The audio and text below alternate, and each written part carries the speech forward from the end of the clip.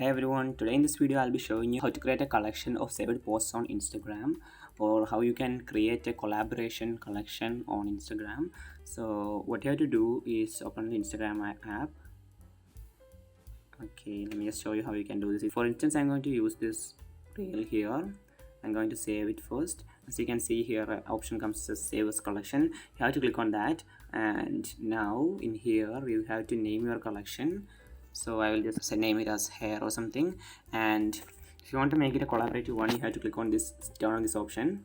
Once you turn on this option, you have to select a member to which you want this collection to be shared, so they can also modify and add reels to this collection. Once you are done, you can click on the save, and that's how you create a collection. So if you want to view this, you can click on here. As you can see, I have this hair collection right here.